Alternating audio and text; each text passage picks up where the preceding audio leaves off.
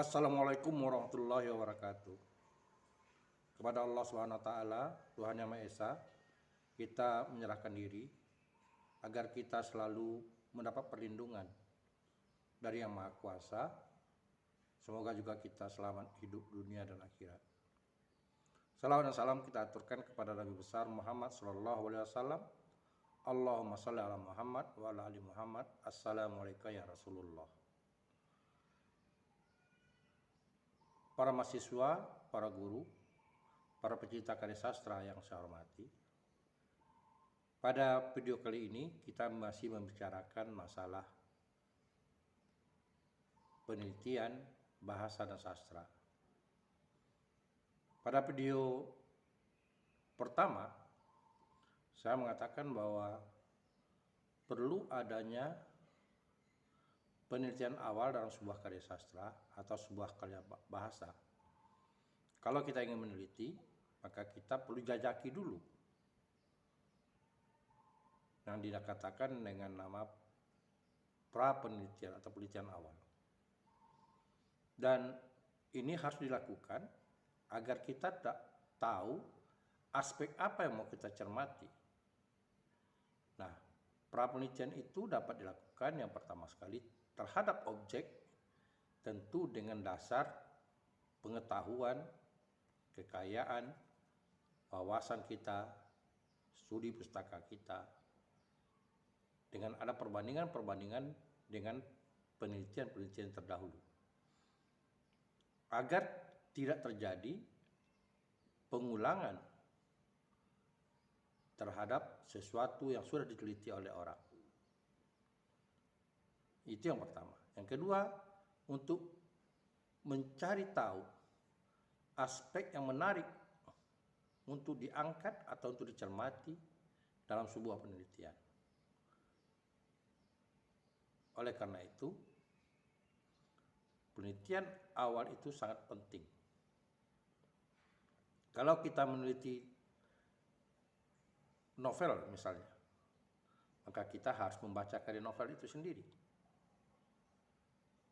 Lalu dari membaca, kita bisa membawa persoalan ini dengan mendiskusikan dengan teman sejawat atau para ahli, aspek-aspek yang menurut kita menarik untuk diperhatikan, dan terutama kalau boleh persoalan-persoalan yang belum disimak atau dicermati oleh orang. Itu yang menarik. Karena dari dasar itu pula lah kita bisa membuat latar belakang pentingnya penelitian itu kita lakukan. Dan dari dasar itu pula lah kita dapat merumuskan masalah-masalah yang kita petakan, kita mappingkan, lalu kita prioritaskan sesuai dengan waktu yang tersedia, kemampuan, biaya, dan juga berkaitan dengan wawasan kita. Saudara-saudara sekalian, nah oleh karena itu, Anda lakukanlah pra penelitian itu. Tentu saja bagi peneliti pemula, saya ingatkan bahwa Anda harus memilih topik yang Anda suka. Karena dalam ilmu menulis, kesukaan kita terhadap sebuah objek itu salah satu yang menjamin selesainya sebuah pekerjaan. Jadi kesukaan kita dulu. Misalnya Anda gemar dalam bidang bahasa, maka Anda carilah objek bahasa. Kalau Anda gemar di bidang sastra, carilah objek yang berkaitan dengan sastra. Sastra itu luas sekali. Ada bentuk fiksi, ada bentuk non-fiksi, ada bentuk pengajaran dan sebagainya. Dan kita sudah bicarakan masalah definisi operasional. Definisi operasional kemarin kita bicarakan bahwa pada video terdahulu, bahwa yang harus kita jelaskan adalah bagaimana menjelaskan variabel X dan variabel Y dalam sebuah judul. Nah, artinya agar apa yang kita maksudkan dari judul atau dari topik yang kita bicarakan itu dimengerti oleh orang dan dapat mengarahkan kita serta orang lain dalam mencermati hasil penelitian kita. Saudara-saudara sekalian, jika hal ini sudah kita lakukan, maka kita tentu perlu mencari teori berkaitan dengan variabel X dan variabel Y-nya. Jadi, kita mencari teori yang berkenan dengan itu sebagai acuan kita, sebagai pedoman kita untuk kita mencermati data atau objek penelitian agar lebih terarah. Memang dalam kajian kualitatif dan kuantitatif terjadi perbedaan. Kalau kita kajian kuantitatif, maka kita akan menguji teori. Sementara pada kajian kualitatif, teori itu sebagai pedoman. Bisa jadi kita menyempurnakan teori yang ada, atau melengkapi teori yang ada, atau menambah teori yang ada, atau kita membuat teori baru yang bertentangan dengan teori yang ada. Karena ini hasil dari penelitian secara kualitatif. Sementara kalau kuantitatif, teorinya sudah ada dan itu yang mau kita cari pembenarannya. Karena itu pada kuantitatif perlu adanya kajian statistik, hitungan-hitungan. Misalnya kita bisa dengan menggunakan uji T dalam kajian statistik, dan ini perlu dibahas secara khusus tentang statistik. Nah, kalau seandainya kita ingin menggunakan penelitian gabungan, mixed method, atau penelitian kualitatif dan kuantitatif, kita gabungkan, maka kita harus memulainya dengan kuantitatif, lalu penjabarannya dengan kualitatif.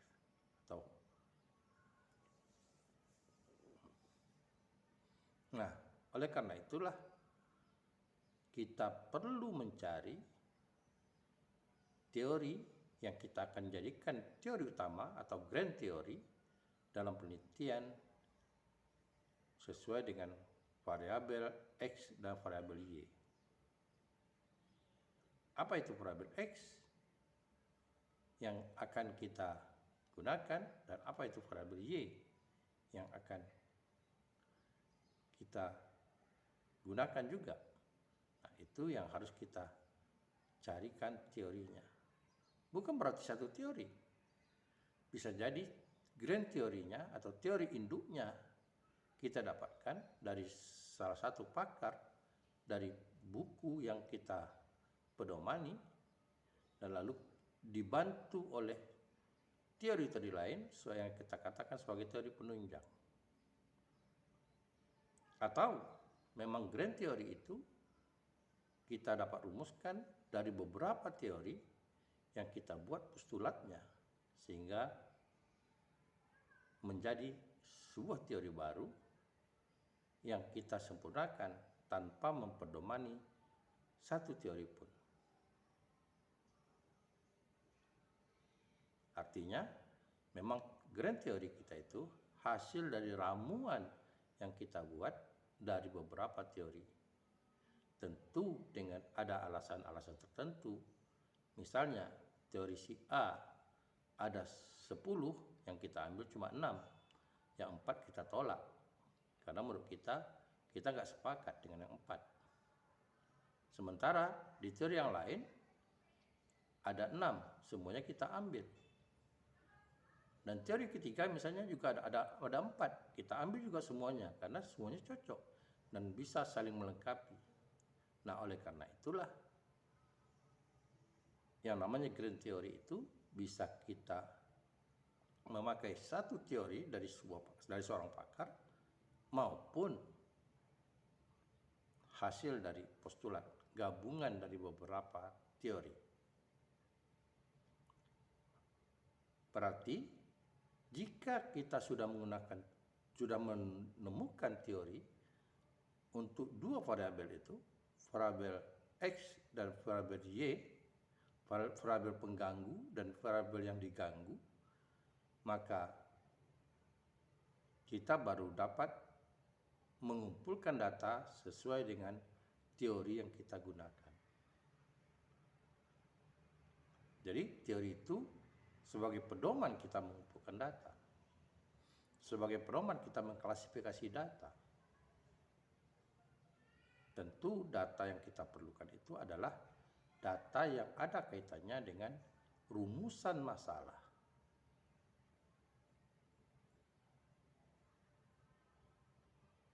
Kita beri contoh. Misalnya kita ingin mencermati tentang perilaku tokoh. Nah, lalu tentang perilaku ini kita pakai teori perilaku. Nah, tokoh itu ada 5 orang tokoh dalam sebuah novel. Sementara teori perilaku itu mengatakan ada 11 perilaku manusia. Maka kita dari masing-masing tokoh itu mencermati perilaku mereka, ada berapa jenis perilaku yang dipertunjukkan oleh tokoh itu. Dari 11 jenis perilaku. Bisa jadi satu tokoh hanya mencerminkan 5 perilaku. Dan tokoh lain mungkin lebih, 7 perilaku.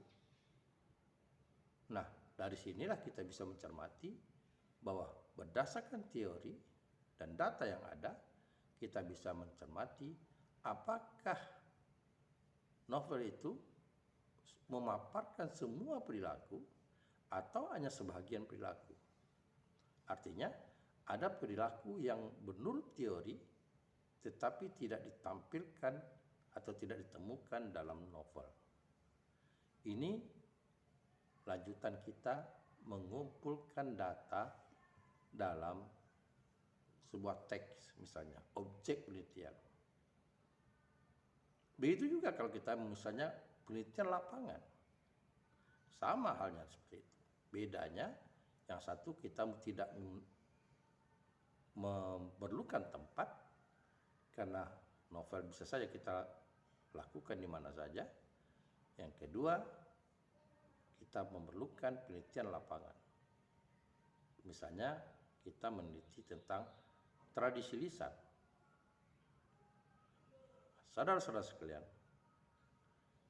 nah ini langkah yang perlu diambil, yaitu bagaimana kita dengan pedoman teori yang ada dan rumusan yang masalah, maka rumusan masalah itu pedoman kita mencari data yang ada kaitannya dengan masalah.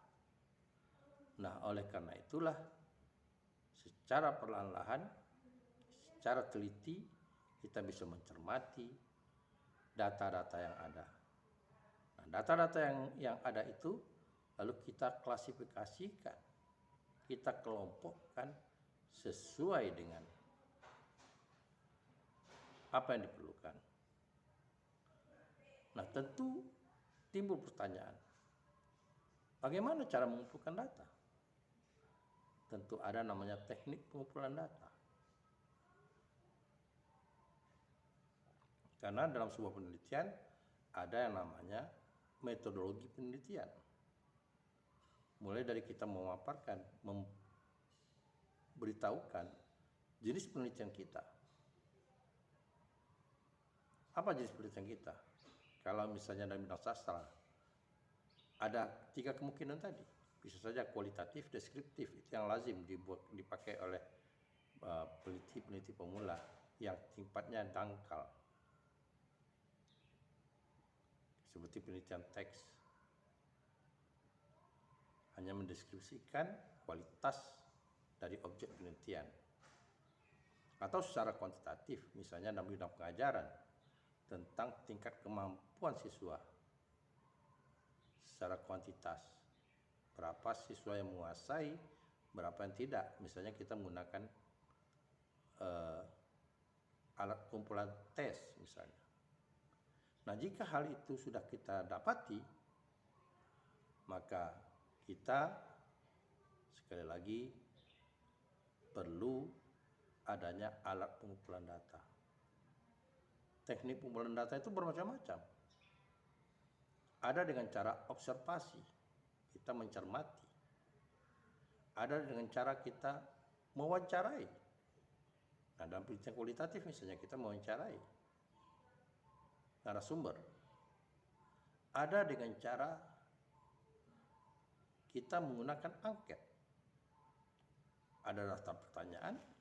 Angket itu ada 2 jenis, terbuka maupun tertutup. Artinya terbuka itu bisa bebas diberikan jawaban. Kalau tertutup artinya sudah ditentukan jawabannya, tinggal memilih jawaban yang ada. Dan kemudian bisa juga dengan cara menggunakan tes. Ada semacam pertanyaan yang harus dijawab. Misalnya kita bicara tentang tes kemampuan siswa dalam menguasai satu bidang pelajaran atau satu KD yang menurut kita sudah diajarkan, karena kita ingin melihat tingkat kemampuan mereka. Bisa dengan cara merekam. Dengan rekaman, artinya objek yang ada kita rekam. Rekaman sama halnya prinsipnya dengan memvideokan. Perbedaannya dengan memvideokan ada suara, ada gambar.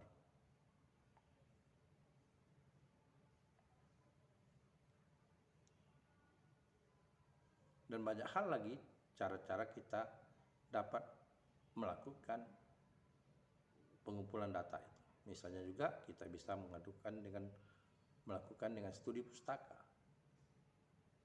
dengan memperbanyak referensi yang berkaitan dengan penelitian yang kita bahas. Itu cara kita. Lalu bagaimana kita setelah kita tahu teknik yang kita gunakan, dari sanalah kita sesuaikan teknik pengumpulan data sesuai dengan apa yang kita harapkan. Data yang dipedomani dengan teori yang kita gunakan. Data yang dipedomani dengan tuntutan pertanyaan kita. Karena data itu salah satu langkah kita memberikan jawaban atau mencari jawaban terhadap pertanyaan-pertanyaan yang kita ajukan dalam penelitian, yang kita ingin tahu.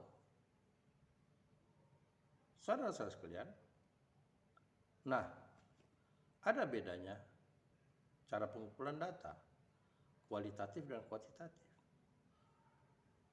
Nah, dalam kuantitatif, kita mengenal namanya populasi dan sampel. Artinya dalam teori mengatakan, tidak semua populasi, objek penelitian itu harus dikumpulkan datanya. Bisa saja kita mengambil sebagian yang menurut kita terwakili. Misalnya, lebih dari 100 populasi yang mau kita ambil. Nah, kita tentu bisa mengambilnya hanya 50 atau 25% dari jumlah populasi. Populasi itu adalah totalnya secara keseluruhan. Jadi sampel. Ini ibarat begini. Kalau kita ingin membeli duku pada penjual, tentu kita tidak mungkin mencicipi semua duku itu sehingga kita punya kesimpulan memang duku itu dijual manis. Tapi kita mencicipi sebagian. Nah, sebagian itulah dikatakan sampel. Nah, tentu cara mengambil sampel itu juga harusnya dengan cara yang dapat mendekati kebenaran. Misalnya sistem acak. Kalau kita misalnya mengambil duku tadi, mencicipi duku tadi, tidak hanya pada satu bagian. Mungkin ada yang kita ambil di tengah, di samping. Nah, sehingga itu bisa mewakili atau memperkuat keyakinan kita bahwa duku itu memang sama. Begitu juga kalau kita bicarakan tentang kuantitatif. Di kuantitatif bisa kita mengajukan asumsi. Asumsi itu misalnya dalam penelitian kelas, kita berasumsi bahwa semua siswa sudah mendapatkan pelajaran itu. Dan semua siswa punya kesempatan yang sama. Materi yang disajikan oleh guru. Itu asumsi kita. Artinya ketika kita bicara tentang kemampuan hasil belajar siswa, maka kita sudah mengasumsikan bahwa materi itu sudah disajikan oleh guru dan siswa sudah mendapatkan pada kesempatan yang sama, pada waktu yang sama. Sehingga kita mengasumsikan mereka punya kemampuan atau punya kesempatan yang setara. Jadi, populasi, sampel, dan asumsi. Asumsi itu boleh dikatakan juga bisa dikatakan sebagai jawaban sementara. Maka itu dapat dikemukakan atau dirumuskan dalam penelitian kuantitatif. Namun dalam penelitian kualitatif, populasi sampel itu tidak diperlukan. Karena dalam penelitian kualitatif, lebih baik mewawancarai satu orang yang dia menguasai daripada 10 orang yang tidak menguasai. Jadi dalam penelitian kualitatif ada satu bentuk teknik penelitian pengumpulan data yang namanya pengumpulan data grounding. Mengejar narasumber. Kita harus mencari narasumber yang tepat dan menguasai. Jadi bukan dari segi jumlah, cuman dari segi kualitasnya. Sekali lagi, dalam prinsip kualitatif, kita lebih baik mewawancarai satu orang yang sangat menguasai daripada mewawancarai 2-3 orang atau 5 orang yang tidak menguasai masalah itu. Nah, ini yang perlu dipahami oleh kita dalam pengumpulan data. Nah, data-data ini akhirnya kita bisa kelompokkan. Kalau dalam penelitian kuantitatif, data itu bisa dipaparkan dalam bentuk tabel, dalam bentuk statistik, dalam bentuk kurva, dan sebagainya. Nah, dalam penelitian kualitatif lebih ke bentuk mendeskripsikan, menarasikan data-data yang ada. Demikianlah sebagai gambaran langkah kedua. Jadi dapat disimpulkan bahwa video kita yang kedua ini membicarakan tentang langkah berikutnya masalah metodologi penelitian. Metodologi penelitian itu yaitu apa jenis penelitian kita, bagaimana teknik kita mengumpulkan data, dan kalau kita bicara kuantitatif, berapa populasi, berapa sampel, dan bagaimana teknik pengumpulan datanya. Kalau perlu ada asumsi, jawaban sementara, atau dugaan kita. Dan kemudian kalau kita bicara kualitatif, tentu kita tidak memerlukan populasi dan sampel. Karena kita sifatnya mengincar data dari narasumber yang menguasai dan yang berkompeten di bidang itu. Demikianlah untuk video saya yang kedua, pembahasan penelitian bahasa dan sastra Indonesia. Semoga Anda dapat memahaminya, dapat mencermatinya, dan dapat mendiskusikannya. Terima kasih. Jangan lupa like, subscribe, dan share video ini. Mudah-mudahan terus bisa berkembang. Kita jumpa lagi dalam video berikutnya membicarakan tentang pembahasan penelitian bahasa dan sastra Indonesia. Assalamualaikum warahmatullahi wabarakatuh.